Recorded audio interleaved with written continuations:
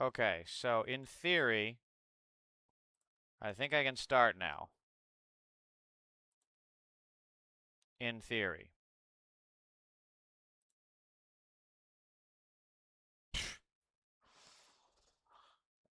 Well, here goes nothing. I mean, what can I say? I gotta do one more thing here. Boy, this is really frustrating.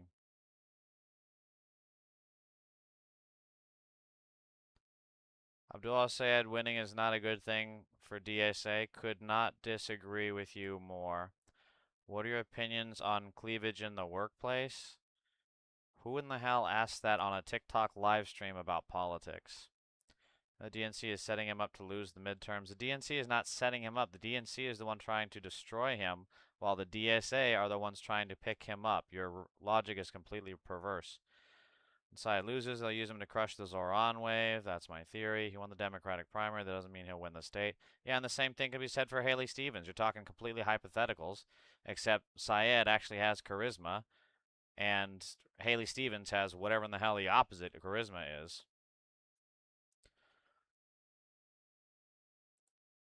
She makes J.D. Vance look charismatic.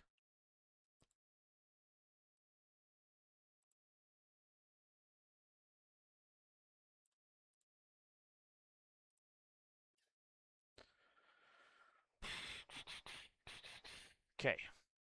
All right. In theory, I'm making progress. In theory.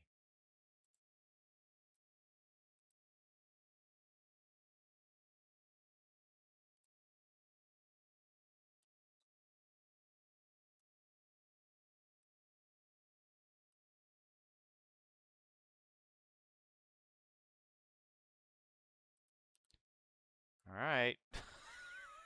What a fucking nightmare this has been. Oh my god, man. Okay, so how do I fucking edit this shit? Is there really no way to edit this? Oh wait, I know.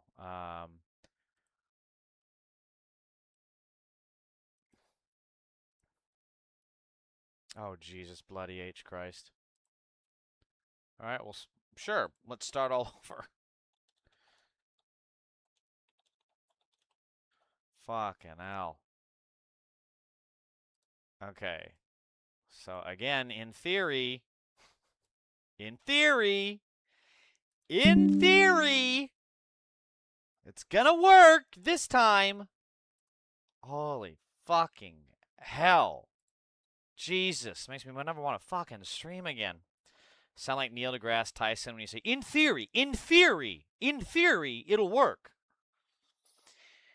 Hey, are you a communist? What is your opinion about fascism? 1, no, and 2, kill all the fascists. There you go.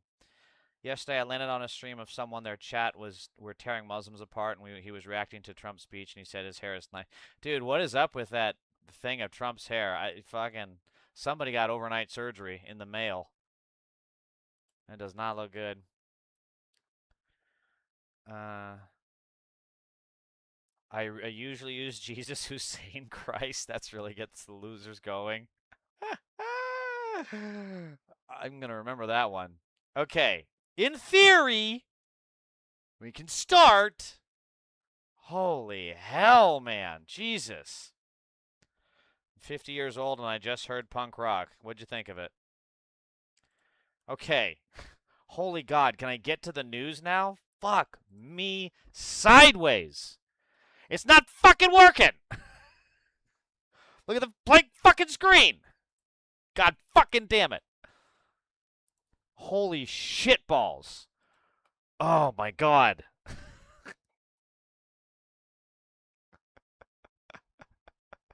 I have been fighting with this fucking setup for 24 hours straight now. Holy hell. And I still don't have it all fixed.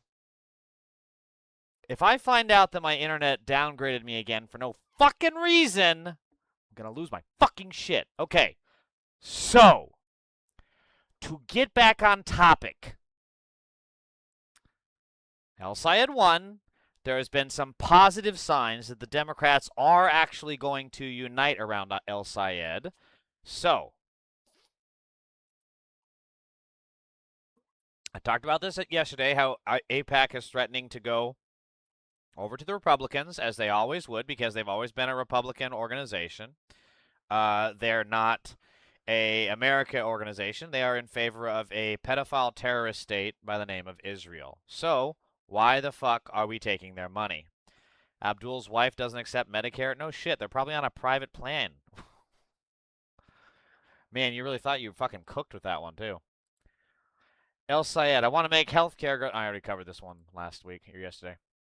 So here's the other thing, is that the MAGA pedo party is trying to push the anti-Semitism card on El Sayed when all he's ever said is that Israel, which is not the Jewish religion or the Jewish people, it is a government run by racist, terrorists, and pedophiles, most notably Benjamin Netanyahu. And they're trying to say that El Sayed is an anti-Semite when he's saying that Jewish people have a right to self-determination, as do Palestinians. He had a very good quote on that the other day. So the real answer is that Donald Trump is the one who, by the way, has quoted Hitler, said he admires Hitler, has said he has read Mein Kampf. I actually don't believe that last one because he can't fucking read. Meanwhile, he's also dined with Holocaust denier and pedophile supporter Nick fucking Fuentes. That's right, Nick Fuentes, the same Nick Fuentes who has said that Jeffrey Epstein is based, the same Nick Fuentes who has been in love with Hitler and who would go full gay for him if it wouldn't have been punished by death back in the 1930s. And is a Holocaust denier. That's who Donald pedophile Trump is supporting. Good thing we didn't elect Abdul's wife. Good point. Medicare for all. Well, that's the plan. He was straight up glazing the orange guy in his chat. We're like, oh, Muslims this, Muslims that. But I mean, it's all a deflection because Trump is losing the Iran war. He's a pedophile. It's in the Epstein files, so he has to deflect. And the biggest thing he can deflect is with bigotry. There was actually a speech yesterday that some Republican gave in defense of a police officer that had been killed in Las Vegas, if I remember correct.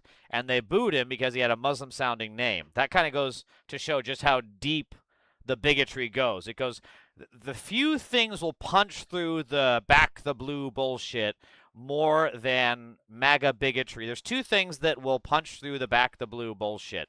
One being a Muslim-sounding name because they're bigots, and two being support for finding out who is in the Epstein files and jailing them because Trump is the main pedophile in the Epstein files and belongs in jail. And June asked El Sayed about ours potentially using his whole name or the fact that his brother is named Osama against him. His answer, I hope that they will. Yeah, my name is Abdul. I'll say the whole thing. Abdul Rahman Muhammad El Sayed, and I want you to have health care because you know what? Chances are you probably had a doctor you trust with a name like mine. And also, chances are people are going to want health care a hell of a lot more than they'll give a fuck about his name being Abdul Rahman. Like, when you're dying and you need to see a fucking doctor, I don't think the biggest problem is going to be that the person giving you healthcare is named Abdul Rahman. Just a fucking guess. I also love how he's doing what Mamdani did with his, Muslim-sounding name, is that he's embracing it, right? He's making it a strength because the MAGA pedo party is going to try to use that against it. Whereas if you run from it, if he were to run from his name and he would pull a Ted Cruz or something, right? Then it would look like he's hiding it, right? He's trying to hide it. He's a closet Muslim. J.D. Vance and Mike Pence are both closet gays, but Abdul Rahman is a closet Muslim. He'd try to hide it, whereas this way he's embracing it, putting it out there in your face and say, yes, this is my name. Do you fucking want health care or not? You do? Great. Come join me. It's that fucking simple. My name is Muhammad doesn't sound that Muslim, does it? Not at all, Hamzi. No way. No, that's like Jerry, That sounds no different than like Jack or Mark or Tom. It's the same thing. I would never get hired because they would think I'm going to be late every day. I don't get it. Out of network? You guys are having a completely different conversation. I have no idea what's going on. his name as Abdullah, meaning servant of God in Arabic. But Hamzi, it's Abdul Rahman. Is that different than Abdullah? I mean, well, it is. It's spelled different. It's not the same thing, is it? It's different names. Prepare for an insane explosion of Islamophobia between now and November from the same people on the right and center who pretend to be exercised by the rise in anti-Jewish bigotry. The hate will be off the charts and make the anti-Zoran campaign playbook look tame. Mark my words. Subtle stuff from the NRSC. Having referred to him up to this point as Abdul El Sayed, in his press releases, the committee this morning goes with Abdul Rahman Mohammed El Sayed. This is also an incredibly important moment for solidarity, because the fascists aren't just going to stop with Abdul Rahman. They're not just going to stop with trans people. They're not just going to stop with gay people. They're not just going to stop with the Jews. They're going to go after everybody, which is why it's so crucial to support Palestinians, to support trans people, to support gay people, and to support our Jewish brothers and sisters. Everything is tied together. If you go after one of these things, the fascists find that fucking weak point, and then that weak point they use as a further wedge to divide and conquer, because then, let's say they start with, well, let's take it Nazi Germany, for example. One of the first people they started with were the gypsies. Nobody cared, right? The gypsies were typically kind of transient people, you know, moving from place to place, drifters. They didn't care much about them. Then they moved to mentally ill people, people like myself. And again, there was no support system for mentally ill people. Some of them had support, some of them didn't. A lot of them died on the streets. So the Nazis would just pick them up and become their little playthings in their experiments. And again, nobody fucking cared. So then they moved on from there to trans people, to gay people, to Jewish people. And then by then it was this giant fucking snowball that couldn't be stopped. Every single human right that you sacrifice for the fascists, they will then play that card against the others. Because by the time the Nazis could go for the Jews, they could say to gay people, hey, look at how we treated them. Either join us or we're going to do the same to you. And this is the Ernst Röhm Award, because Ernst Röhm did that exact same thing. He turned in Jewish people, he turned in gay people, he turned them, enemies of the Nazi state.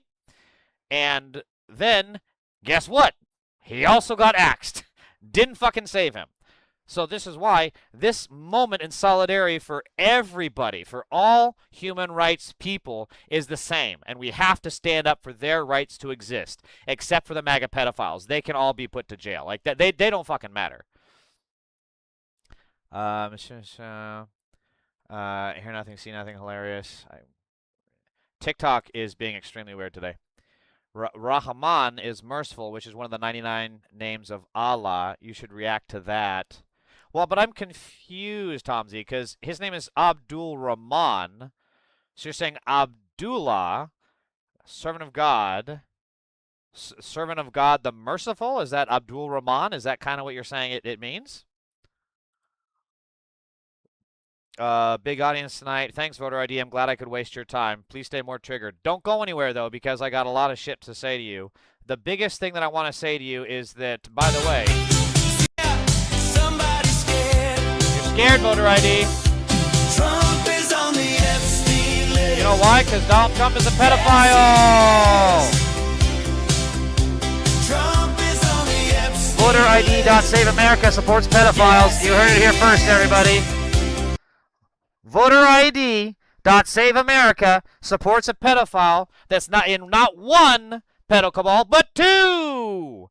You thought it was just the Epstein files? Donald Trump is also the pedophile featured most prominently in the Tate cabal, who has tried to free them and has been successful freeing them in Romania to bring them to America just to get arrested again while they were continuously raping and trafficking children. That is the kind of people that Voter ID.Save America supports. So, if anything, his whole platform as Voter ID is just a pedo cabal scam. This is why you never, ever, ever trust Republicans. Moving on from Voter ID.Save America, the pedophile supports the Epstein and Tate pedo cabals. In June, I asked El Sayed. Oh, I already read that. I already read that too. The co-founder of the Uncommitted movement, which shook up the 2024 Democratic primaries, is now going to be a Michigan state senator. This has been amazing to see because so many of the, for example, Daria-Liza Chevalier, her name is. She was a encampment activist at Columbia, and she was attacked, she was arrested, she was persecuted for standing up for peace and Palestinian rights. And now she is going to be a House member for New York City, or excuse me, the state of New York, rather. And we're seeing this more and more, is that that movement, which was barely 5 years ago, has now switched, and these people are now becoming leaders. This is an incredible turnaround that I can't quite think of a previous precedent for. So now we have the same thing with this co-founder of the uncommitted movement, which was a factor in the Democratic primaries that the Democrats ignored and lost because the Democrats are fucking stupid, and the Trump was able to use them as a wedge to stay at home and or vote for Trump. And he's now going to be a Michigan state senator. This is an incredible turnaround. So this is, speaking of, Dareliza Avila Chevalier, the person who is the Colombian candidate, they're now saying her entry into the Black Caucus isn't a guarantee. Not if she doesn't support Hakeem along with other issues, one senior member told Axios. This person should not be granted anonymity, by the way. Another said DAC absolutely will not be welcome if she doesn't support Hakeem. This is so fucking stupid of the Black Caucus. Hakeem Jeffries has been a horrible fucking leader that has capitulated, that has stood down, that has rolled the fuck over at every goddamn opportunity, and has refused to fight back against these Nazi pedo-fascists. Supporting him right now is one of the worst fucking things you could do, next to just simply handing Trump the keys to the kingdom, which they can't because the Democratic establishment already fucking did. We want fucking fighters. We don't want measly-mouthed little pansies who aren't going to do fucking shit. And now, the Black Caucus is going to keep a strong black woman out because she doesn't support a guy who supports a fucking genocide? Are you fucking kidding me? Like, who in the Black Caucus thinks that the genocide overseas is just going to stay there? How many times in history do we have to fucking see that these wars, these imperialist conquests that are done overseas come back home to oppress the people at home? It always fucking happens. They should know. They do know this. And yet they're falling into the same fucking trap. They've gotten into the comfort, the entrapments of the wealth, the entrapments of the prestige, the entrapments of the grandiosity of their office and their ego, and they think, oh, well, that's not going to happen to me. That'll happen to other people. It's not going to happen to me. Well, guess what? It's going to fucking happen to you. Because where do you think this fucking train ends? It doesn't end in D.C. It ends in fucking Auschwitz. Get your fucking shit together, CBC. Holy shit. You can call God Allah, the Merciful, the Mighty, etc. He has 99 names which all refer to him, and their titles, Abdullah, Abdul Rahman, Abdul Aziz, Abdul Jabbar, are all servant of God. Oh, interesting. So they're kind of like the the disciples of Jesus, because there was Paul, Elijah. Well, Elijah was the prophet. Oh my God, my Bible study is really failing me right now. Now, this is also an incredible sign for the midterms. So Trump endorsed this guy, Amir Hassan, who was running against Thomas J. Smith, who suspended his campaign weeks ago, and the dude endorsed by Trump in a Trump +2 district lost. This is big. And it wasn't a small margin either. I mean, this is a difference of 8,000 votes. What is it, about 16% difference? This is not exactly a small fucking margin. And the guy lost. This is going to it's also funny, the New York Times couldn't get a headshot of the guy. So as Molly Jongfast points out, not a great sign for the Trump endorsement. It's really not. It's showing that he's a lame duck before there's even a lame duck season. And this is why these Democrats that want to just sit on their laurels and say, well, we just need to let Trump be Trump and people are going to hate him. And no, you need to fucking get out there. You need to get out the vote. You need to fight for those votes. This kind of complacency, this learned cowardly helplessness that we see from the Democratic establishment is exactly what got us with Hillary and with Kamala, where they just sat back and let him do his things, and then they worked behind the scenes, pretentiously telling Republicans, oh, when we win, we'll still make deals with you. You'll still be in charge. Fuck that. No Republicans in charge ever again, for Christ's sakes. Are you kidding me? Remember when Hillary was going around to Republicans to Mitch McConnell, and I think it was Boehner at the time, and was saying that to them, hey, it's okay. It's okay. When we win, we'll let you stay in power, just long as you work with us, okay? What the fuck? Why would you work with people who have shown they have complete, utter contempt for democracy? And not only that, but are willing to break the Constitution to put you, Hillary, you, Kamala, you, James Comey, which they're doing right now, in jail.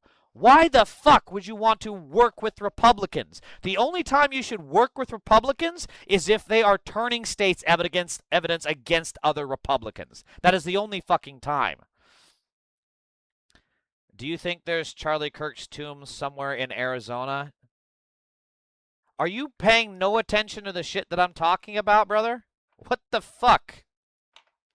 How is your day? How do you go about your day? Does someone come up to you at the water cooler at work and is like, man, the boss is really on something today? And you're like, you know, I ate a donut this morning. Like, what the fuck, dude? That's not what we're talking about. Focus! I meant the names Null, People, Abdul, which is Abdul, means servant of, and you can use one of the nine. I can say, oh Allah, or Allah Bar, or Allah Aziz, meaning almost merciful, Almighty. Two GOP. This is also another sign that the Republicans, I feel, are really in for it in the midterms. Two GOP-backed ballot measures in Kansas and Missouri look like they're headed for defeat tonight. These are not exactly purple states. The purple state of Kansas and Missouri. Yes, Missouri, the great state that voted for Bill Clinton. Did it vote for Bill Clinton? Somehow I don't think so, but I could be wrong. But I mean, again, when was the last time either of these states didn't fucking vote for Obama? I can tell you that much. They're not exactly swing states. They're not exactly purple states. They're pretty reliably Republican. And yet, Republican-backed measures are starting to fail. This measure, proposed by the Republican legislature, would require citizen-initiated amendment to the state constitution to win in each of the state's 8 congressional districts to pass, rather than passing by a simple statewide majority. So basically, it's kind of like some sort of a pseudo filibuster. It looks like, and the people aren't falling for it. It's interesting. Why are these? So it's like the most rural parts outside of the big cities. What the fuck is that all about? I'm sure there's some tactical. This is where all the evangelical pedophiles, you know, do their child sex cult worship shit before murdering a goat. Kansas Amendment 1 election results require elections for state Supreme Court. Now, this is a very interesting one that got voted down. This measure, introduced by Republicans frustrated by the appointed court's support of abortion rights, seeks to overhaul the way Kansas Supreme Court justices are selected. If passed, the 7 justices would no longer be appointed by the governor and would instead be elected to 6-year terms. So, the Republicans in Kansas were trying to basically fix the system in Kansas, so that this way they would have shorter sentences and shorter terms rather, not really sentences, and could then be replaced anytime they support abortion rights, which is of course, you know, one of the extremist views of the Republican pedo party. So the people even voted that down. That's Kansas is fucking weird, okay? Like, reliably red state, ass fucking backwards, doesn't believe in taxing the billionaires because, you know, fucking corn farmers are clearly going to become trillionaires any day now. Well, we just got to make sure we don't get another Dust Bowl. And all those tax benefits are going to come our way, and we're going to be millionaires into billionaires into trillionaires into quadrillionaires. Yeah, okay, keep telling yourself that, Grandpa. Let's get you back to bed. And yet they have consistently, reliably voted against these Republican-backed amendments and measures that have been anti-abortion. It's fucking fascinating, and there needs to be a political study on that. Also, another sign of deeply unpopular Republican pedo party initiatives, the Republicans are trying to embrace the big tech billionaire Epstein class, right? So they're giving them just carte blanche to do whatever the fuck they want with data centers, which of course eat up all our electricity, become a national security threat because they can destabilize our electrical grid, and of course can completely destroy the environment by drinking up all the water, making people die of dehydration. Yet, even Greg fucking Abbott, that fascist Gestapo-loving piece of shit who never stands for the Pledge of Allegiance, has ordered an audit of Texas data centers. Do you know how crazy and unpopular data centers have to be before Greg fucking Abbott, the guy who supports Ken Paxton, a person who let a pedophile run loose onto the streets of Texas? Do you understand how fucking bad it has to be? Like, Abbott is like, guy who supports pedophiles, yeah, I'm all in. I like this guy. Data centers, whoa! Whoa! Put your pants on, Mr. Data Center. Like, that has to be fucking insane for that to happen. Speaking of, we have a trigger mega pedophile, full Michael Jacket 70. You are a pedophile. Donald Trump is in the Epstein list, bitch. You will be Nuremberg. Take your ass to jail.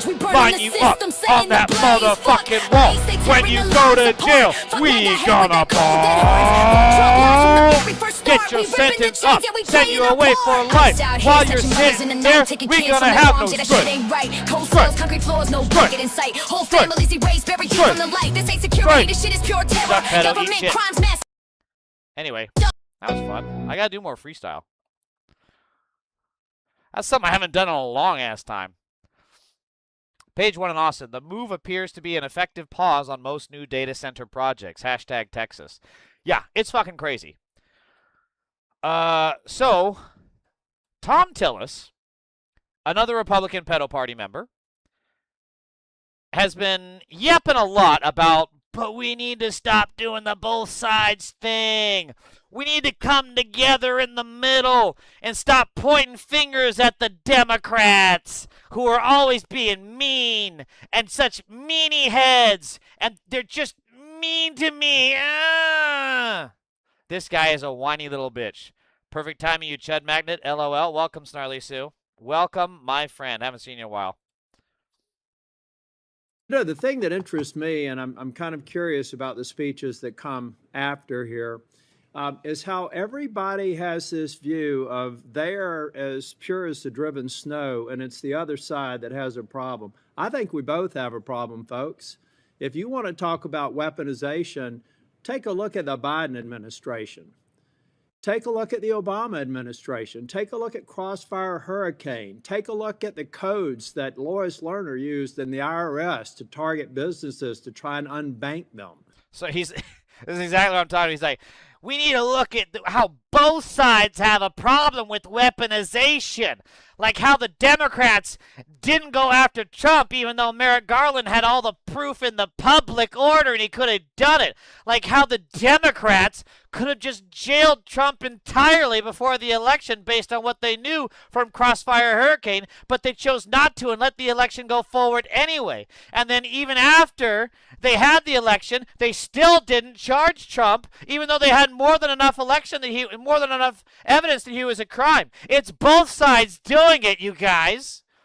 Like, he's just making up the dumbest fucking shit and exposing why people hate this kind of crap in Congress. He wants to fucking spout his horse shit about how both sides have a problem and then only point out the other side. Yeah, Mr. Tillis, your leader is a fucking child rapist. Yeah, I don't know if this has gotten through that fucking cotton-colored, empty fucking head of yours where you look like your fucking temple is concaved from a fucking wrench thrown across a garage, but guess what? Donald Trump is a fucking pedophile. Take a look at the prospective pardons on the way out the door that President Biden did for... Which Donald Trump did as well, by the way, and this bitch doesn't want to talk about that, does he? Family members, for staff members in Congress. The bottom line is nobody is clean here. And until we start recognizing this behavior as bad, we're just going to one-up it. Maybe it's a little bit more intense in this administration than the last one, and that a little bit more intense than the prior administration, and so on and so forth. But folks, we've got to end this stuff. We do. I'm going to support Mr. Blanche's nomination. Ah, there it is. There it is. It's payback time for all the jailing the Democrats didn't do because they're fucking wimps and cowards. Yeah, we got to get those Democrats back for not actually pushing and actually jailing Trump. We need to do that. We need to do that. even though he got 34 counts and they were too chicken shit to actually sentence him and pushed everything off until the election when he got back in power and could just dismiss all the elections. We need to get back at those Democrats who did these do-nothing Democrats. Fucking stupid. Why is he rapping low-key? Grandpa still has it. All he has is rhyming. Hey, I do what I can. Rhyming, and I got my timing. But what I hope I see out of him is a bending of the curve of this absurdity.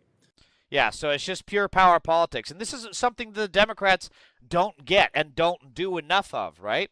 Again, if they wanted power politics, they would have backed El Sayed even more than they're doing now. But we still have people supporting AIPAC, a foreign terrorist organization, that are wanting to destroy Abdul El Sayed's campaign. Republicans would never do that. They understand the power of the power of party politics and the numbers game. If they see a chance for a seat pickup, they're going to go for it. They're going to go fucking gung-ho. And same thing with, look at Andy Bashar right now, for example, in Kentucky. Mitch McConnell is clearly dead, if he's not just brain dead, right? And they are stalling so that they don't have to see a special election because the Republicans are afraid. Because of that special election, that is a risk that the Democrats might pick up that seat. So Andy Bashar, doing typical centrist bullshit, is like, well, we got to have Mr. Mitch McConnell give us a proof of life. If he doesn't give us a proof of life, then I'm just going to have to sit here and keep asking him. I'm just going to have to waggle my finger. And you know what? If he still doesn't do it, I might then just upgrade and wring my hands. And you know what? If he doesn't do that, I'm going to go down to JCPenney and get the first pearl necklace, put it around my neck, and I'm going to clutch those pearls if I don't find out if Mitch McConnell is alive or not. God damn it. That's the fucking centrist establishment position. You would never see that against with Republicans. Mitch McConnell would have immediately appointed a successor or initiated a special election the day that he found, the third day that someone had not reported for work, motherfucker would have started that process. And by the way, Mitch McConnell has been out now for 7 weeks. 7 weeks this motherfucker has not been seen or heard from and has missed a bunch of fucking votes, which is 1 week more than we give women coming off of pregnancy. It's an insane system, and it needs to be completely dismantled, abolished, destroyed, and rebuilt. Not you, him. I know, Humsey. I know. McConnell's just working from home while he recovers from death. Yeah, I can't make it to work today. I got a really bad case of being in hell. I can't. See, what happened is Satan stabbed my homework. Yeah, Cerberus ate my other bit of homework.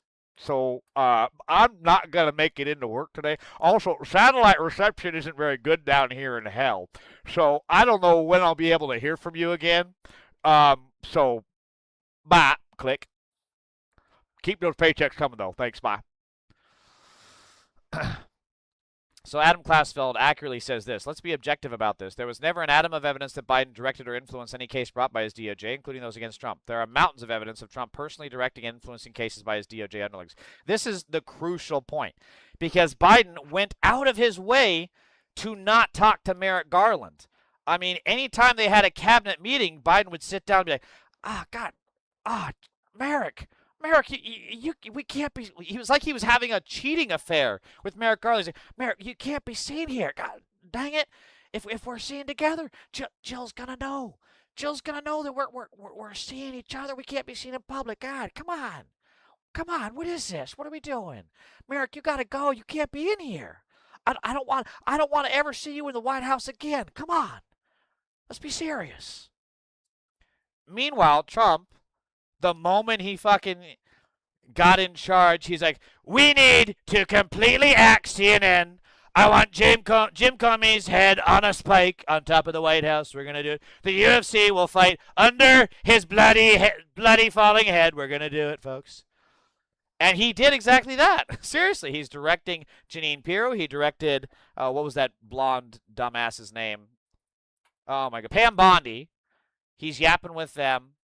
And there's you could also see how corporate media is in on it, because the amount of coverage they give to those two specific issues, they treat Biden doing nothing, literally, as a bigger scandal, but they frame it like he's weaponizing the Justice Department. Meanwhile, Trump goes on fucking CNN and says, the other day I talked to Pam Bondi, she came up to me with tears in her eyes, and she said, sir, we're doing everything we can, but the 250-foot gash, we can't find it. It's Antifa. So, naturally, my first instinct was to jail Joe Biden. And they don't treat that as a scandal. What about the 200 canceled Trump CNN accounts due to money laundering fears? Yeah, where's the corporate media on that? Where's the corporate media on that? Because it's fucking rigged. The Epstein file implicates just as many people at the top of corporate media and in top of the Wall Street and in top of all the fucking corporations. And the Republicans have said it, right? They've said, if we go after Epstein, the entire system will collapse. I need you to, come here real quick. I need you to look at me. If going after Epstein means that the entire system will collapse, I don't know how to break it to you, but good! Bring it fucking down! If the entire system is built on a pedo cabal that is above the law, that system does not deserve to exist. Bring it down! I want you to bring it down like you're using the fucking Force, like Yoda or Dooku bringing the ceiling down on Yoda. Fucking do it. Bring the goddamn system down. Rumors says Hitler was having a conversation with Mitch in hell, and Mitch suddenly froze mid-sentence. Yeah. And that's when Hitler blew his brains out. Senator Tillis unfortunately did what I expected. He dodged a meeting with the survivors of Epstein. Despite agreeing to meet on camera last week, they waited in his office for 45 minutes with his aides until they were informed that he was not coming. Again, we were just talking about this. Because the new Attorney General nominee, Todd Blanche, a pedophile supporter, was supposed to meet with the Epstein survivors. He bailed. Not only did he bail, he left them hanging just like this. Completely inappropriate.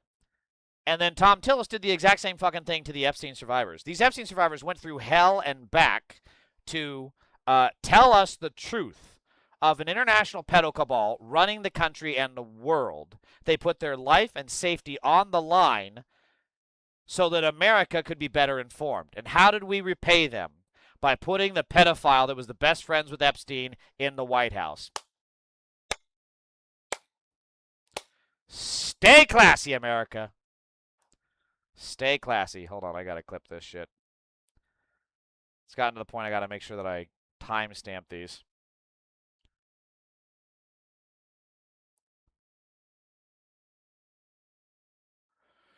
And this is just incredibly... When the next Democratic person in charge would do an amazing service to this country if they gave these Epstein survivors the Medal of the Congressional Medal of Honor. That's the highest civilian honor you can get. That's what these women deserve. After what they've been through, after what they've risked, after what they've told us, yes, they absolutely fucking deserve it. So,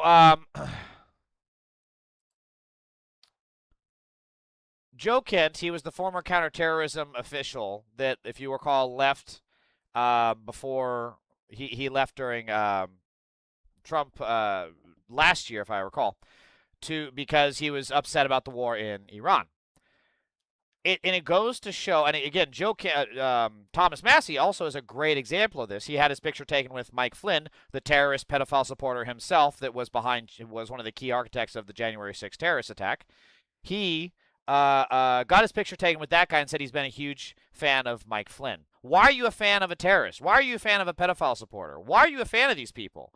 Mike Flynn is a coward, a liar, a fraud who had to sue public citizens into silence because he's too much of a bitch to face and to actually show up in court. And then when he doesn't show up in court, those very same Americans that he sues to stay silent, those judges won't give the citizens their attorney's fees. That's insane.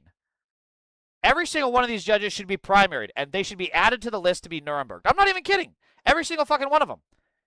If you can see a frivolous lawsuit brought by someone with money, power, and status against a poor fucking civilian, and then the guy who brought the lawsuit doesn't even show up to the fucking trial, and you refuse to award him attorney's fees, yeah, you are the problem. You should absolutely be Nuremberg. Because I guarantee you, that motherfucker is a part of the system that is protecting the Epstein pedophiles.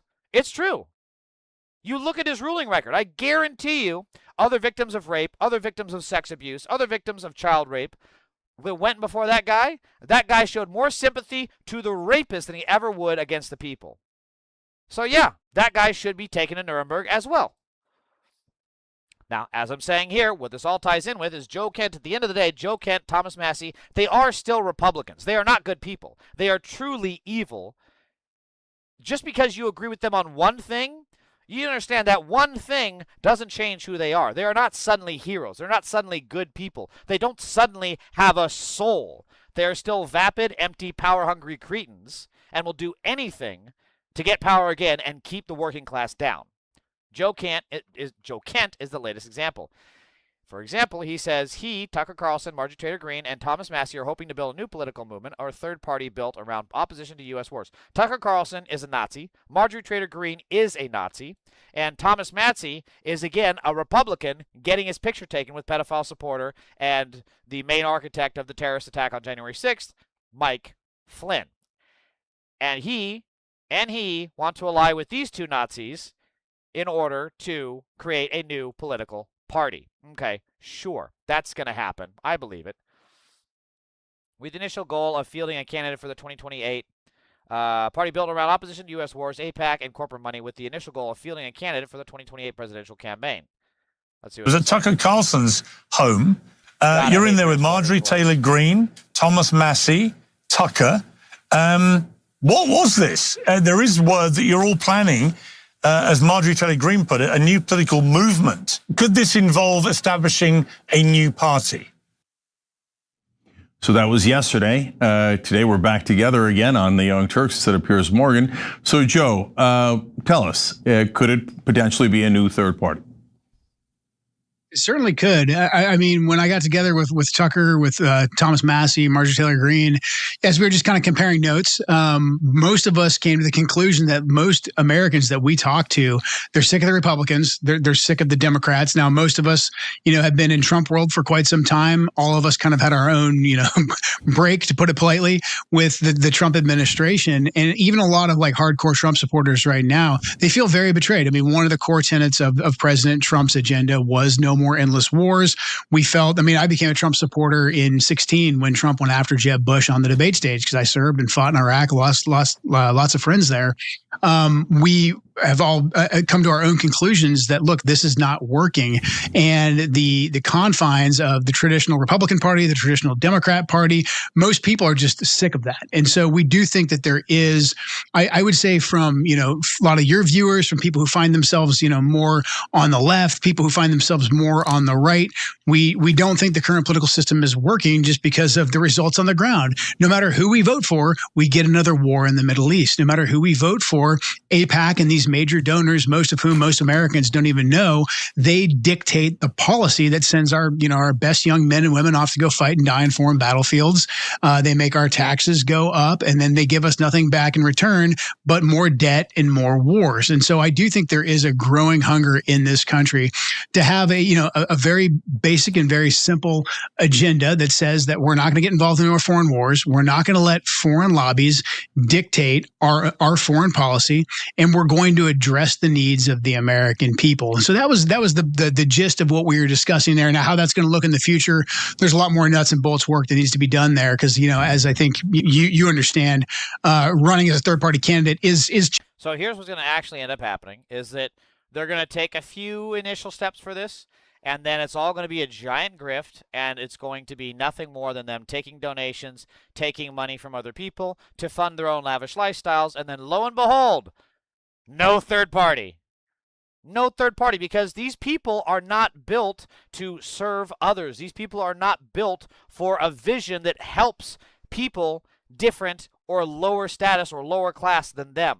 These people are built to enrich themselves, to make themselves more powerful. This ain't gonna happen. This ain't gonna happen. This is like finding Bigfoot. This shit ain't gonna happen.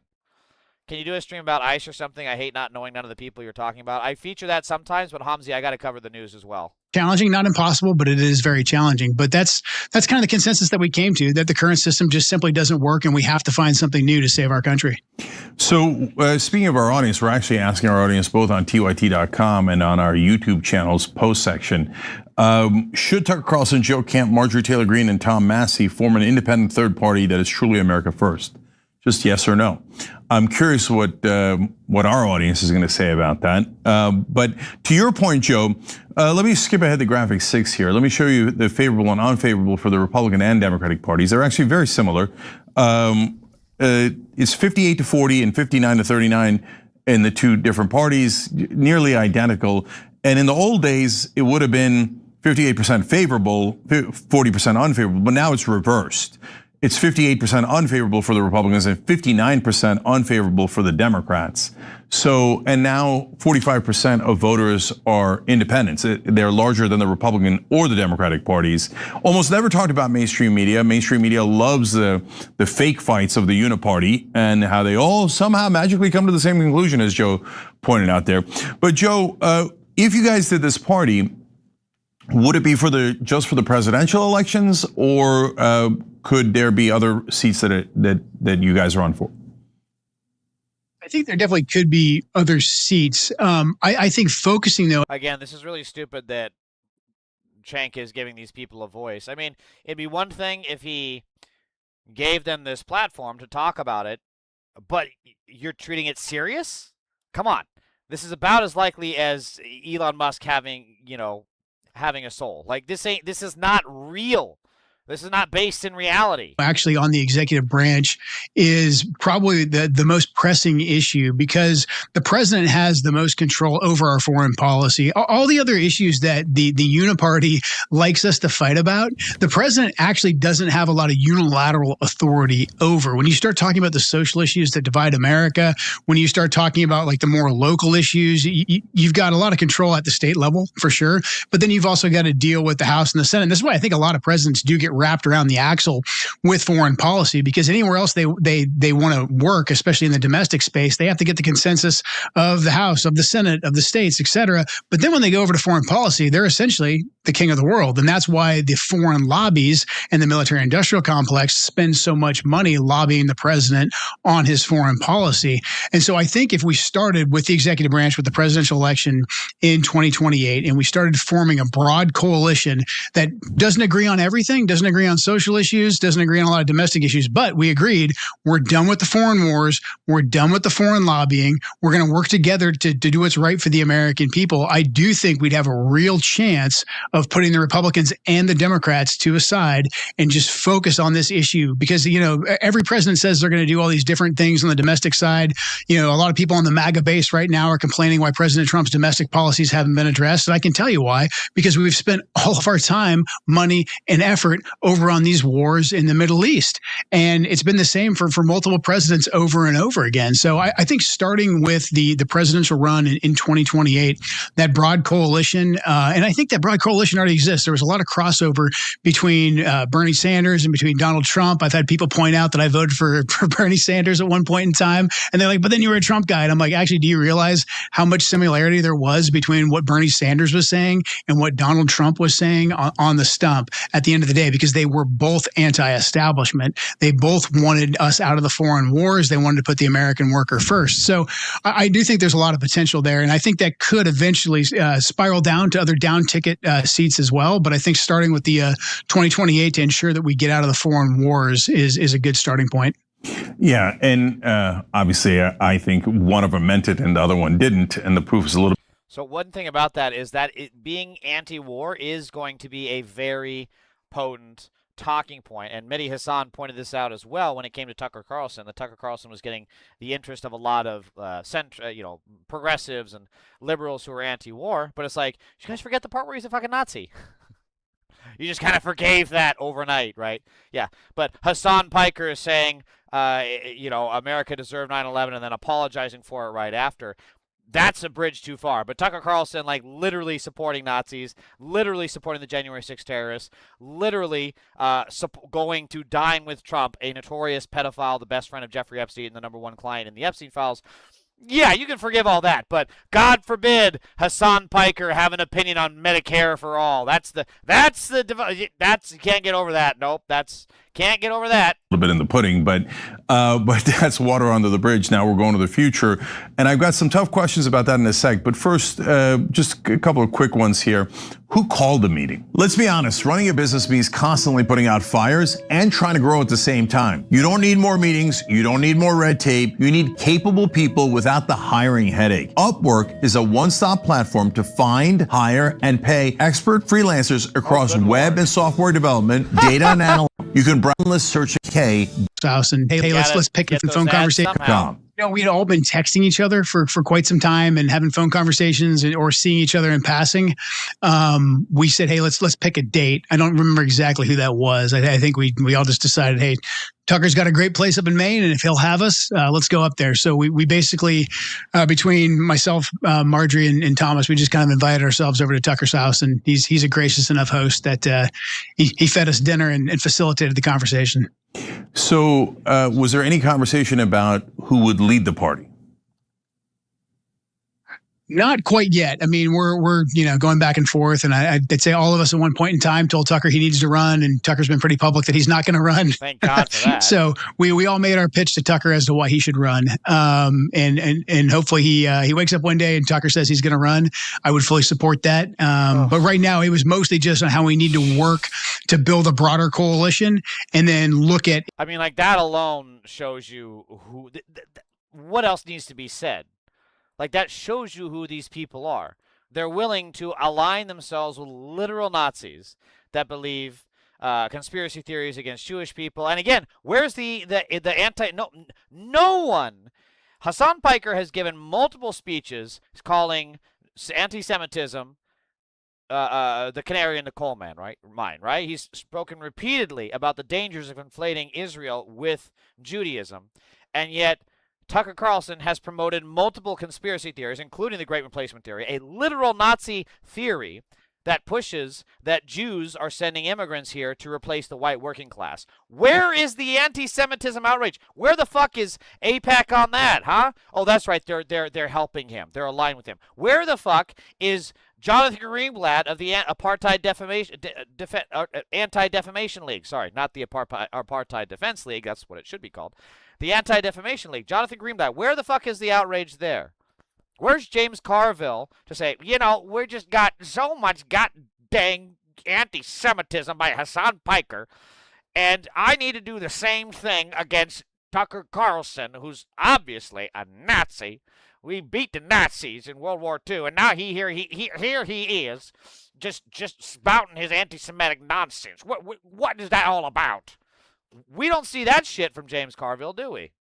Is it feasible to actually do a third political party? Could we get on the ballot in all 50 states? Because I just remember the Kennedy campaign had some real issues with even getting ballot access just a couple of years ago.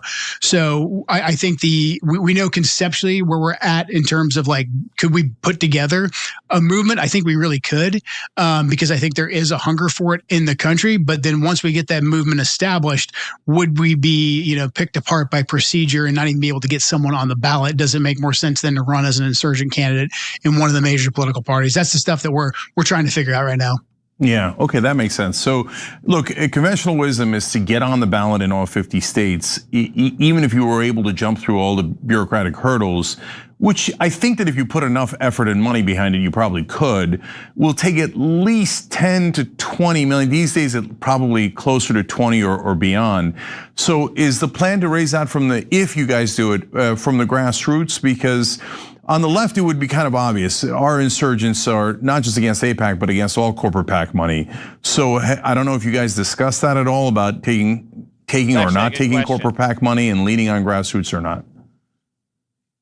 We all know, especially, I've ran for Congress unsuccessfully, and then Thomas and Margie have been there. we know that the corporate PAC money, especially AIPAC, et cetera, that's how they get you. I mean, that is how the lobbies end up owning so many of our elected officials. So we all definitely recognize that there is a lot of power in the grassroots. We wouldn't have as much money as anyone in the establishment, but that's okay. We could use social media. There's platforms like yours right here I'm talking to you on.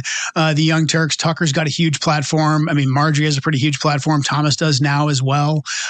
So we think that nowadays, with the environment on social media, with unconventional media, we think that we could raise it all from the grassroots. And I think we would have to stick to that commitment, because the second you start taking the corporate PAC money, then, you get across the finish line. But what was it all for? You're not truly in charge anyways. So I think raising the money from the grassroots and then filling in the gaps in money with the tools of social media and having a legitimate grassroots campaign to get us over the finish line, as opposed to raising, $1 billion. That's the way we'd have to go to stay true to the movement. So, Joe, any conversations about one of the toughest issues? How do you appeal to the left? Obviously, we've got some significant disagreements: LGBTQ rights, abortion, all the social issues that we've all been fighting over for the last, many decades, probably our whole lives. So, any strategy on how to get past that and appeal to the left? I think it's, especially for the presidency, I think it is having a very, very simple platform, and it's acknowledging upfront, like, we are going to do. I love that, the condescension. Well, those people that believe in like equal rights and giving people health care and a living wage, we just got to dumb it down for them. We just got to make it extra simple for the simpletons. Fucking condescending prick. Disagree on a lot of domestic policy and a lot of social issues. At the end of the day, the president can talk a lot about all those things, but he really doesn't have a lot of power. We do agree that we don't want Israel dictating our foreign policy. We don't want any more foreign wars. We don't want to have to run a massive empire all over the rest. Basically, what he's saying is, yeah, we're going to do everything that Trump is doing with ICE and murdering Americans in the streets and kidnapping people and a secret police. We're just not going to go to war overseas. We're going to be actually more Hitler than Hitler. That's our goal here. That's what this motherfucker's trying to say. Of the world. And so we build a broad coalition that says we agree on these things. And then from there, when we go to make any kind of decisions that are going to affect the divisive issues, that it's going to be more of a open discussion. And we're going to keep the presidency, the executive branch, focused on ensuring that we have the space, because we're not involved in all these different foreign wars. We have the space and we have the resources back here in America so that we can sort out all those other domestic issues relatively down ballot, essentially. So those other issues would be handled in the House, would be handled in the Senate, they'd be handled at the state level.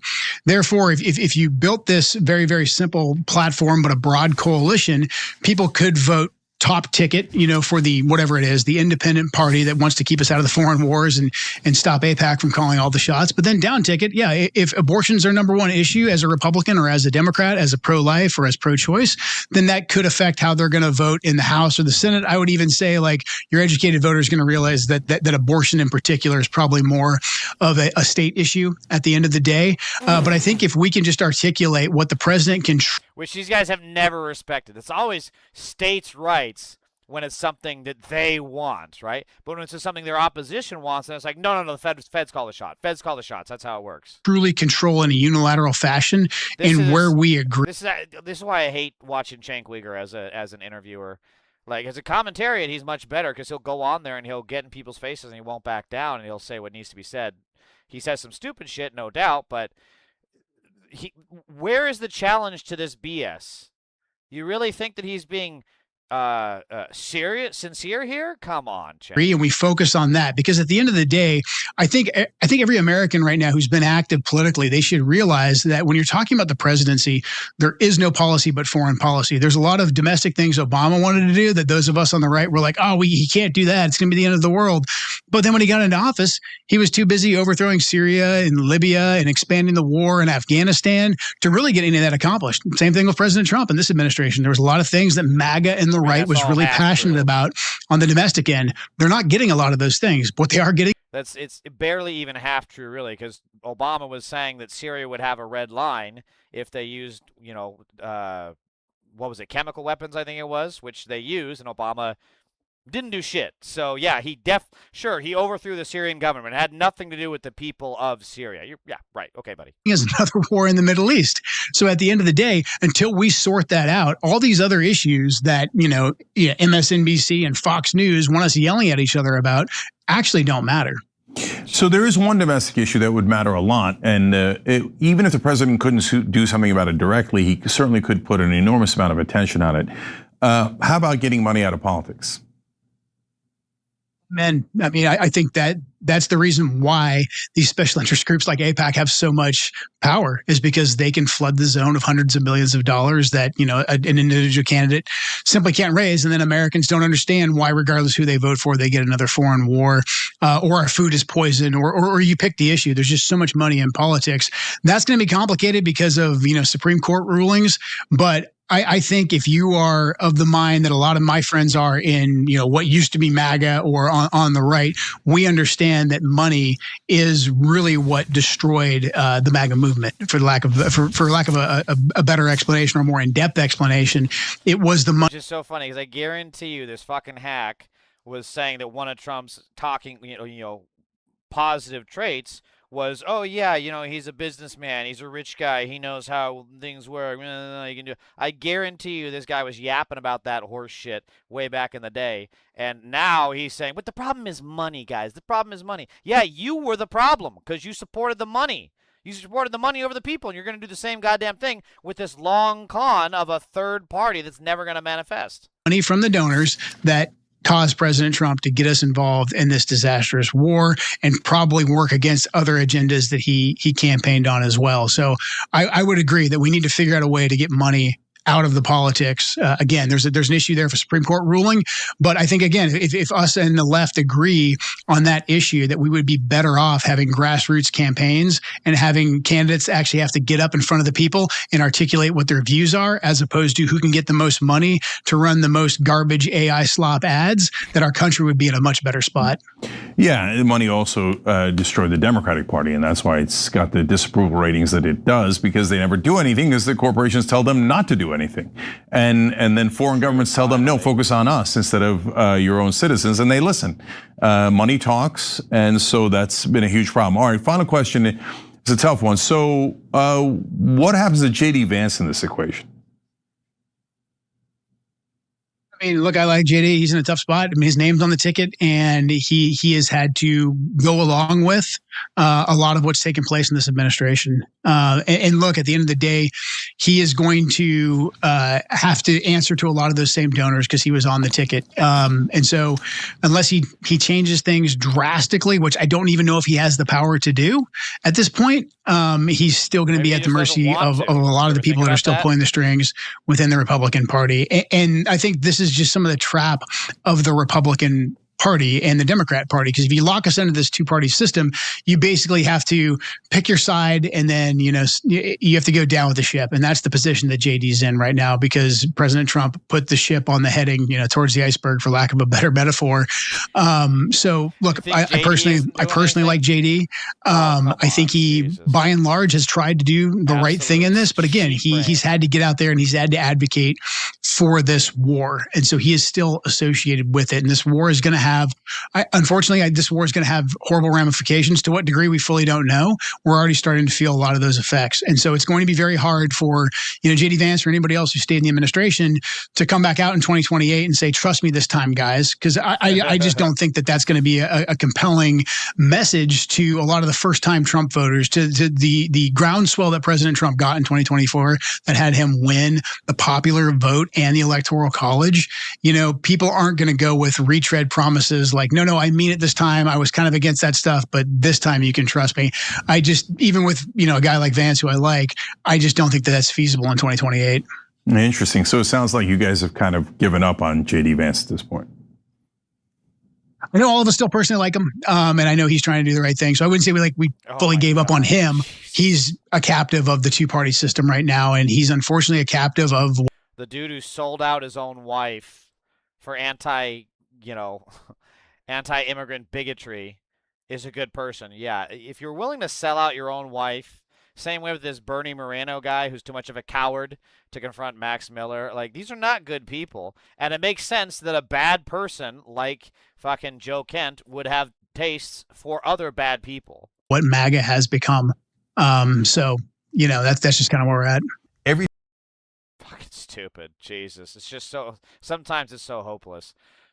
So, this guy has a very good point in, I mean, I don't even know if I can, but I'm going to try it. He's saying this is psychotic behavior. It's not just malignant narcissism and dementia. He has lost contact with the objective world and expects everyone to live in his alternate reality with him. It's all manufactured by his own psyche, and no amount of evidence will change it. This is a terrified inner psyche constructing a protective world. He's insane and existentially dangerous. I mean, look at this. If you tried to read this, this is making my eyes bleed. It's like that scene in Beetlejuice where she's doing her ghost face and her eyes like roll upwards and she pops them into the back of her head to come out her mouth. Like that's, I'm not even gonna try. Look at this shit. This is insane. He said all of this in apparently a span of 7 minutes. He's insane. He's just insane. There's no other way to describe it. The fucking syphilis brain from all the children he raped has gotten to his head. So More Perfect Union, I can't recommend them enough. Definitely give them a watch and a follow. BlackRock, Goldman Sachs, and other big financial firms are pushing a bill that would let banks invest your retirement savings into crypto. The Clarity Act would merge the crypto economy with the real one, except crypto would barely be regulated and enable the Trump family to keep raking in billions. So this is just another scam. This is a backdoor for the Trump regime to enrich themselves off the back of the working class who are going to be left holding the bag yet again. BlackRock, Goldman Sachs, and a few of the worst other people you know are pushing to connect cryptocurrency into the real economy. And even if you're not invested in crypto, you should still be worried. I just went to a Senate hearing about cryptocurrency to try and understand this story. The hearing was all about a new bill that the crypto industry really wants to pass. Here's what the CEO of Coinbase, Brian Armstrong, claims the bill will do. This bill would strengthen power for law enforcement. It would bring new consumer protections. And you have to remember, the status quo is that we don't have any federal laws protecting consumers or helping this industry get built in the United States. There's just one problem. This and all their other arguments are a smokescreen. The bill doesn't really do any of this. It doesn't protect crypto investors and consumers. It just pretends to. Think about the crypto economy and the real economy like two mostly separate buildings. Crypto is in its casino over here. If you want to go gamble on speculative dog-themed crypto coins, you can. But there's a firewall between the casino and the real economy. This bill tears down the wall. It allows traditional banks and Wall Street to hold and invest in cryptocurrency. So we're connecting the crypto economy to the real economy directly, which means the institutions that have your bank account, your savings, your 401k can invest in crypto. And again, these crypto coins are an unbelievably unstable. And there was just I watched the John Oliver bit about crypto and the Trump meme coin or whatever the fuck it was. They made a shitload of money, and then everyone else was stuck owing like $3.1 billion or some kind of shit. That's an insane figure. And that's exactly what's going to happen here. Everyone with money in the 401k, everyone with any kind of money in an investment firm, anyone with any kind of money in a pension, in a retirement fund, even our own taxpayer dollars, which the governments, do gamble in these markets on bonds and stocks and whatnot, they're going to start investing in this. And then more state governments, local governments, federal governments, well, not federal governments, plural, but the federal government, are just going to go belly up, and there's going to be nothing left over for the working class. You're not going to have health care. You're not going to have food. You're not going to have fucking infrastructure. You're not going to have schools. But the billionaires are going to be in their private, walled-in mansions, being able to take their fucking helicopters and jetpacks to and from work, and then taking their third mega yacht out, while we're stuck around a fucking barrel with a fire in it trying to warm our hands. That's the future that these pedophile Epstein class crypto people want. Since we're connecting the two economies in this significant way, you might be wondering, does the bill increase regulation and create a bunch of new protections for average Americans? And the answer, of course, is no. It still allows people to create fake tokenized versions of stock of American companies without their permission and without any investor protections. A shadow stock market, if you will. It still allows the president and his family to continue making billions of dollars in crypto from unwitting investors and foreign actors. And now they even get to choose their own regulator. Normally, cryptocurrency enforcement has fallen to the Securities and Exchange Commission. They're big, they're detail-oriented, and strict. But now, the crypto industry wants to shift most of that power to the Commodities Futures Trading Commission, a tiny agency, a few hundred employees and shrinking, at a time when they will apparently be responsible for regulating cryptocurrency. I mean, this is so typical. You know, this is just classic Republican shit. Deregulate everything. The agencies are supposed to protect consumers from getting fucked over, and then allow these bad actors to just go buck fucking wild. And all prediction markets, both of which are growing quickly. Now, what happens when an industry is allowed to write its own rules, to dictate which federal agencies investigate and enforce those rules, to run wild, creating speculative bubbles that are connected to the economy we all rely on? Is there any history of this that we can point to? The signs were everywhere, but now it's official, we are. Oh, that's good. Yeah, they're tying it up to the housing bubble. Oh man, this is the Big Short promotion. This is brilliant. In a recession. Yeah. More Perfect Union is really good stuff. Really good stuff. They're doing it for here as well. We found one that's continued to. Trump is pushing for the AI data center takeover. Remember, even Greg Abbott is saying, hold the fucking horse. Center takeover of America while he stands personally to profit from it. We dug through Trump's financial disclosures, discovered that he secretly bought it well. Why does Trump want to build data centers so bad? We found one reason nobody's talking about. We all know Trump has invested millions in the same big tech companies that are going all in on the AI boom, and that he would never want to disappoint his billionaire tech donors. But I've been digging through his recent financial disclosures, and I found another stealthier reason why Trump might be obsessed with data centers. For the last 2 years, Trump has been quietly buying up millions in AI industry stealth buys. These are the essential companies that are literally building out the AI boom. These companies offer specialized construction skills, they sell water cooling technologies, and they supply the fiber optics that data centers need to work. We found that at the end of last year, Trump had up to $25 million invested in just a handful of these public firms, all while his administration has continued to roll out even more pro-AI and pro-data. So he's investing in the companies that build the data centers, right? It's like kind of saying, like, oh, we're going to invest in, we're going to expand our infrastructure. We're going to build tens of thousands of miles of light rail through across the country, and then the motherfucker is investing in steel that they would need to build those trains and rails. Center policy. This includes firms like Amphenol, a leading picks and shovels supplier for AI data centers. This year alone, Trump has bought and sold up to $2.78 million in stock, and their stock has nearly doubled in value since he took office. Or take Arista Networks, which designs software for hyperscale data center systems. Last year, Trump disclosed owning up to $1.3 million in their stock. This year, he's bought and sold up to $1.6 million more. Or Train, a company that supplies industrial. What's interesting is these are actually kind of small amounts, all things considered. Considering some of the other investments he's made, I mean, they're very dispersed, but they're still small amounts. I'm wondering why they're not bigger amounts. Cooling systems for data centers. Trump owned nearly $1 million in their stock last year, and he traded another $500,000 so far this year. Those are this small pattern amounts also follows for AECOM. Yes, the same engineering company that did Trump's ballroom also does hyperscale data centers. Or for Texas Instruments. Or Lind PLC, a chemicals company that creates fabrication materials needed for data centers. Rinse and repeat for dozens of others. As Trump has made massive trades on these data center suppliers, he's also directed his federal agencies to ease federal permitting for data center construction. This includes allowing... This is total self-enrichment. It's just total, pure fucking corruption. And again, if the Democrats could make this a fucking message, like, MAGA, you guys ain't getting any of this shit. You're still broke-ass bitches in your fucking wife-beater stained shirt with fucking Budweiser. And meanwhile, Trump is having steak and lobster dinners every fucking night, and you got top ramen. Like, you guys are getting fucked too.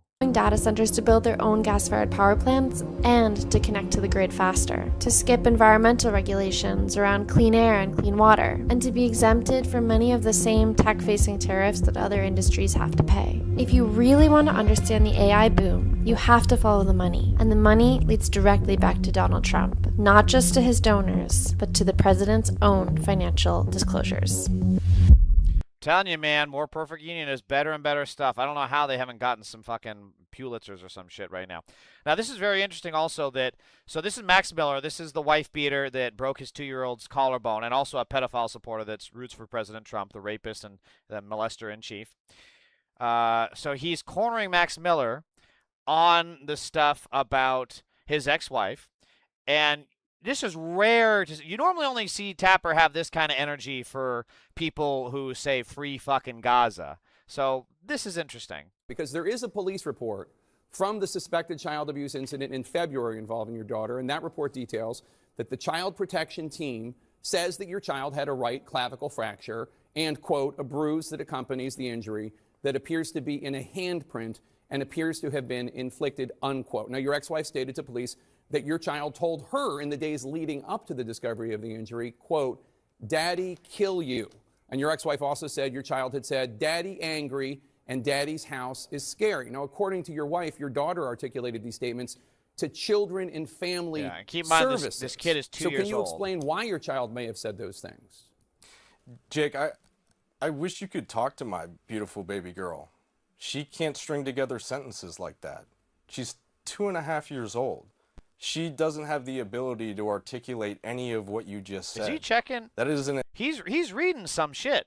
He's reading a fucking teleprompter or something. Entire fabrication of the truth. Look at his eyes. He's reading a teleprompter. Video, actual document. Motherfucker can't even defend himself.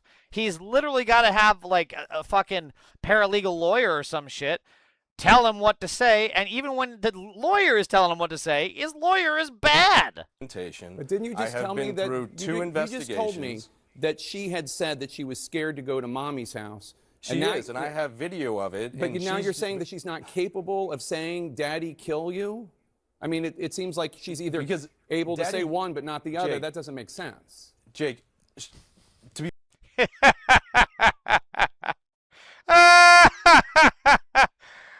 Oh, got his ass. You really rarely see this side of Jake Tapper. To be fair, I have seen him for other men accused of domestic violence, so I think him personally, this does strike home. But normally it's only, like, he'll give softball interviews for Zionists. He'll literally lick Trump's toes and say, "But, sir, I'm doing everything that I can to help you." And then, you know, people saying free Gaza, he's like, "Why are you Nazis?" It's fucking insane. Be very direct. This is incredibly disturbing. I am not going to my child to say, "Daddy, kill you." You have to look at the timing of everything that is taking place. That doesn't answer What the about question. due process? I have already been through these investigations, and I know that I've he's said that reading now some 3 shit here. times, He's and we're kind of 100% just reading blowing something. past this. But these are See, when his eyes go down, it's not just to like look down and think. His eyes are like pointing down and then reading left to right. Watch. individuals who do their jobs to protect kids. And the main job of the court and the main job of Child Protective Family Services and the main job of our judge who has been appointed to our divorce case is to make sure that our daughter is safe. And every single one of those individuals has agreed with me. I have full shared. He didn't do it there, but look, watch. Say, Daddy, kill you. You have to look at the timing of like she's either because able to Daddy, say one but not the other. Jake, that doesn't make sense. Jake, to be very direct, he had to reset this there. Is incredibly disturbing. I am not going to my child to say, Daddy, kill you. You have to look at the timing of everything that is taking place. Right? What about due process? He's like going off script here. Yeah, see there, look. He's looking down. He's reading. I've said that now 3 times, and we're kind of just blowing now past he's back this. up. Now he's back down reading. So he's like getting the details of it, like practice talking points. And the main job. He did it even more back here. See, look. look. What you just said. He looks down, reads. Entire fabrication of the truth. Look, 100%. I've done enough like reading before camera, you know, for commercial auditions. That's exactly what he's doing. He's got someone there with like a teleprompter that's typing up shit for him to say, and he's going down, glancing at it, going back up. He's 100% reading some shit here. Why not just have some fucking earpiece in, dude? Mamdani, the GOAT, still doing it. Under Mayor Mamdani, New York City just recorded its safest first 7 months of a year in history and its safest July ever. In July, major crime dropped 13%, murder dropped 32%, robberies dropped 15%, vehicle thefts dropped 25%. Democratic mayors are putting public safety first. 2 things on this. 1, it's fucking hilarious that the Democrats, I don't know if these people are actually affiliated with the Democratic Party. Looks like it because they're talking about Chair Ken Martin. But it's funny how the Democratic Party shunned Mayor Mamdani, and now they're yapping as if they're his, like, this is our baby boy. We love him. We love him very much. This is Zoran. And then the world is like, I would like to see the baby. Ooh. And the second thing is, I was promised a fucking New York bloodbath. You know, I'm disappointed. I was hoping New York City would become Gotham City, okay? I was hoping that finally, after years of seeing superheroes on screen, Mayor Mamdani's election would create such an unsafe New York City that we would finally see a billionaire become Batman. Mamdani robbed us of Batman, you guys. He robbed us of Batman. Vote him out. Vote him out. That's my rant. Clip that.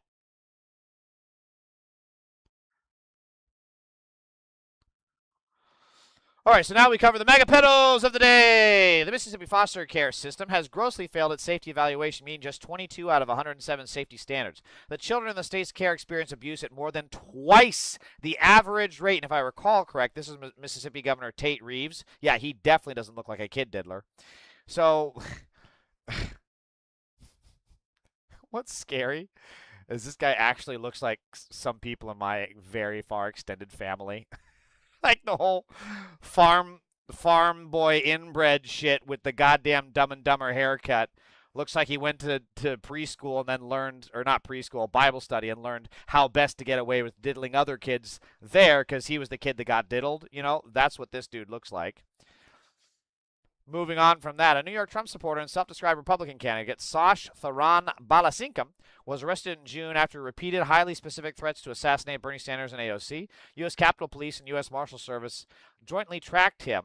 Threats on social media and crisis lines detailed plans to buy firearms across state lines and travel to lawmakers' homes. He was taken into custody in New York without incident. The case is with the U.S. Attorney's Office for the Southern District of New York. I wonder what's going to happen to that. Oops, I dropped the file in the sewer. Dang, I guess we gotta let him go. He declared himself as a Republican candidate on TikTok, posting, I am running against Richie Torres, rocking a red Make America Great Again hat. One post tagging a gun store called Old Glory Guns and Ammo in Greenfield, New Hampshire. Yeah, that's definitely not going to get you on a watch list or anything. Yeah, real smart. Balasinkam wrote, going to kill communist U.S. Senator Bernie Sanders. Bitch, your last name is Balasinkam. What the fuck do you think these people think of you? This is a Looney Tunes guy who, this is proximity and power, right? You see this, and this has happened in, you know, racist regime after racist regime, is the targets of the racist regimes want to ally themselves with the racists because proximity to power, they hope, gives them safety. And the thing is, for a time, it does, because those fascist regimes do need their, you know, their tokens. They need their racism shields. They can be like, nope, shield activated. Look, here's Enrique Tarrio. Look, here's Balasinkam, right? They need that. But then at some point, unless there is real change in those countries, those fascist regimes gain power and gain power and gain power, and we see over and over and over again. We have seen it time and time again, especially in Nazi Germany. Plenty of Jews did this. They tried to ally themselves with Adolf Hitler, and they ended up getting either deported or just sent to the chambers anyways. That's exactly what would happen to this motherfucker. Dude, your last name is Balasinkam. You think you're not going to get subject to the fucking Muslim ban? Motherfucker probably isn't even Muslim, doesn't even have a Muslim-sounding name. That ain't going to stop them. That ain't gonna fucking stop them. You think your face? Oh my God! Holy Jesus Christ, bro, is Bigfoot? Look at this sumbitch. Holy crap! He is the missing link. My God. But like, bro, you look like this, and you think that you're not gonna get seen by ICE? You think they're just gonna not ask for your ID? Going to kill communist U.S. Senator Bernie Sanders. He is not funding needs to be killed. Other posts railed against socialism, commies, single-payer, and figures like Zoran Mamdani while praising free market ideas and idolizing Milton Friedman and Margaret Thatcher. So a Republican candidate who is suffering from socialist derangement syndrome openly threatened to kill progressive lawmakers, and it got basically zero mainstream media coverage. Let that sink in. A MAGA candidate threatened two of the most influential Democrats, not a peep. Imagine if a Democratic Socialist candidate had posted a threat to kill a Republican. There would be wall-to-wall coverage all over mainstream media lasting weeks. And MAGA, they wouldn't shut up about it for years. This should outrage us all. Make sure this case finally gets the much needed attention it deserves. I mean, it's from the Tampa Bay Free Press. I don't know what that link is, but like, this isn't getting covered in the mainstream media. It's happened again and again that these are small local outlets that are covering these things. Corporate media ain't covering it. But again, if this had been a trans person, if this had been a liberal Muslim, if this had been a woman, this shit would be going viral on the right. And you just don't see this kind of coverage. Like, respectfully, I don't even see this kind of coverage from Hassan Piker. Like, I know that he does dabble in this stuff every now and then. But, like, this is why I want to make this such a focus of my streams, because this shit does not get talked about enough.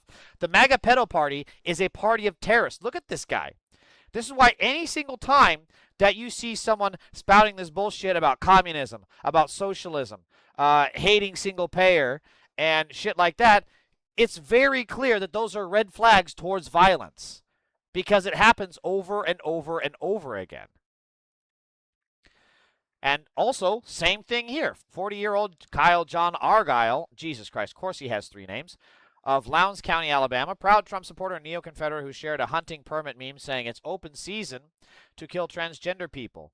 He was just arrested on July 30th and charged with 2 counts of first-degree sexual abuse, second-degree sexual abuse, and sexual abuse of a child less than 12. Again, these people who come in yapping in my chat about hating on transgender people, you know, they are first to be Nuremberg. I'm not even kidding. Every single person that yaps about this kind of shit, yaps about commies, yaps about socialism, they are truly the greatest risk to safety in this country, because these people are either raping kids, or they're trying to become a murderer, or they're a pedophile governor who's making the state more inclined to raise people like this. The sheriff's office said the victim reported years of abuse at the hands of this monster. Argyle is held in Lowndes County Jail on a $100,000 bond. Now, Keith, the Epstein women talked about this. They were like, this is the exact age some of them were the victims from, right? They talked about these exact same experiences, and yet because Trump was a billionaire with a profile, with political connections, and they were able to get away with it. This guy just simply wasn't, only because he's a nobody. But also, because he's a nobody, nobody's fucking talking about it. That's the way it goes. He's a nobody, so nobody's talking about it, and then he's a somebody, so nobody will talk about it. This is what society should be like.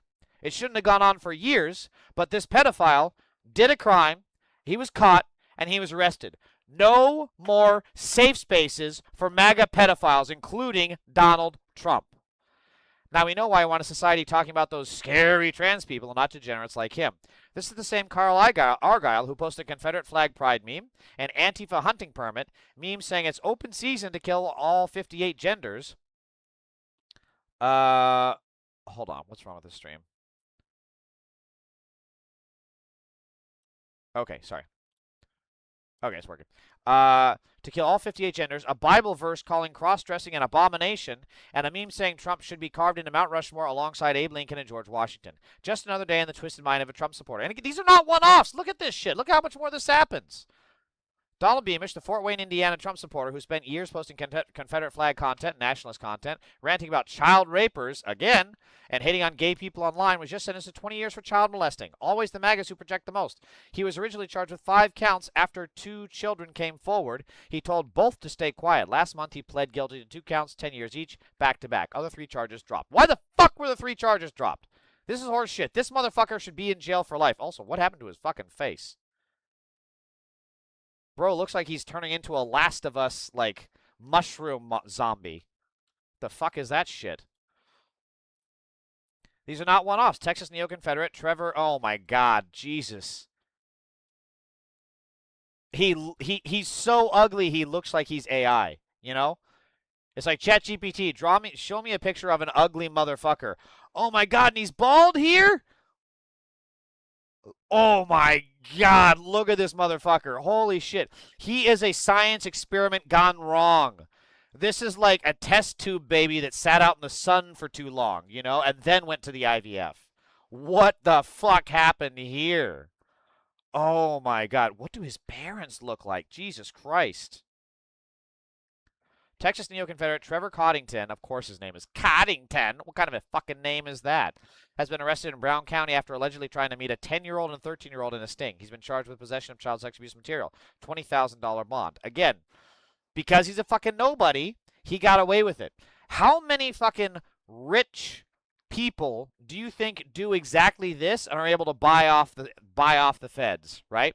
Or they're able to pressure the political system to then fire those judges. That's what we're seeing right now, right? Look at what's his name? The guy at the ICC that got ousted for bringing charges against Netanyahu, total fake charges against him, right?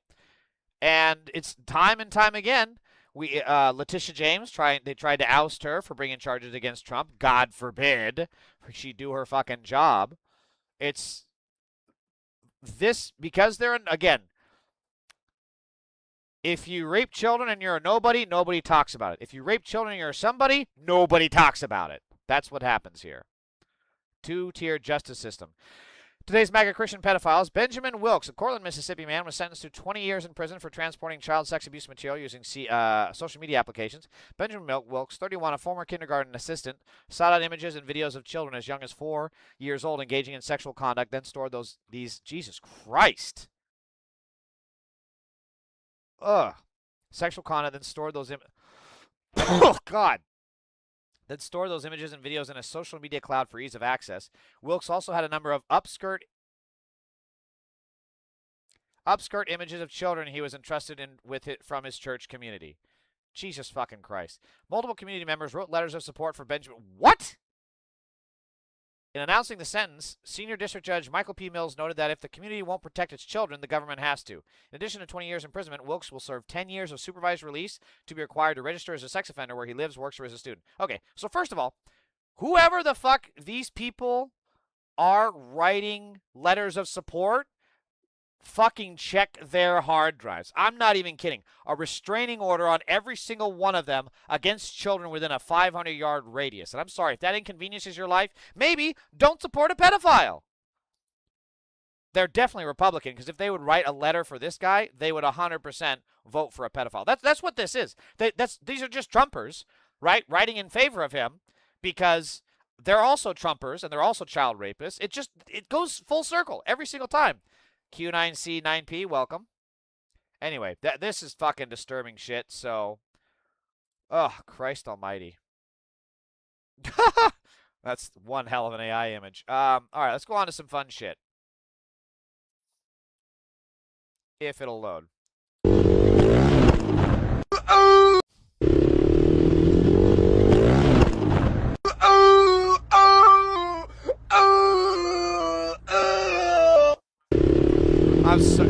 It's so fucking mean because I know that this shit hurts, obviously. But Jesus, it's like that lady that did the grape stomps, right, and then fell off out of camera and is just screaming bloody murder. It's so funny. I followed just for the flag. Thank you. The audio of the video is double your voice. Well, that's interesting. Let me check the stream real quick. Let me check the stream real quick. Check the stream real quick. Oh shit, you're right. Check the stream real quick. Oh shit, you're right. Check the stream real quick. Where is that coming from? I'm sorry, Q9C9P. You're catching me when I'm having a lot of... It blew your headphones? Fuck, I'm sorry, dude. I'm having a lot of... They updated OBS, so I had to change everything. And now my shit is totally borked. I'm hoping to have this fixed next time I do a stream. You're from Italy? Okay, cool. Hopefully, when I'm back next week, I'll have this fixed. I really don't know. Jesus. And the thing is, I don't hear it on my end. Well, I guess there if I check the actual stream I do, but I don't see it on. It's so frustrating. Okay, let's just get through this. I'm almost done anyways. Here's some more funny stuff. I'll let you off easy with these funny stuffs.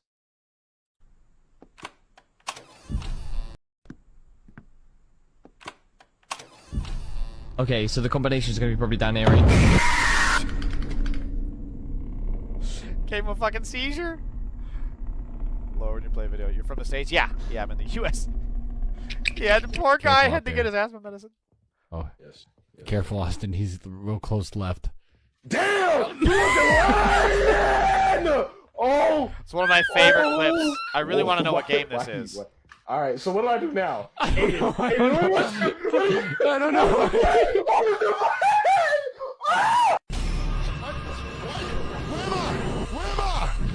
Shit, who's gonna go first? Who's gonna go first, Grandma? Come on, Grandma. Come on. Ring around the rosy with Grandma. Grandma's pretty spry for an 80-year-old woman. 80-year-old corpse. Open this door. We gotta go in the attic. Come here. TK, go, bitch! Why you? For the record, that is an absolutely terrifying experience when you're in a game, a scary game no less, and you're trying to get out of a room, and motherfucker blocks you from leaving, and you're the one closest to the monster, the ghost, or whatever. Always scares the fuck out of me. It frequently scares a fart out of me as well. Stand in the door, you fat fuck! Fuck you! Hey, check the rooms. I'm going down. Check the rooms. All right, go down.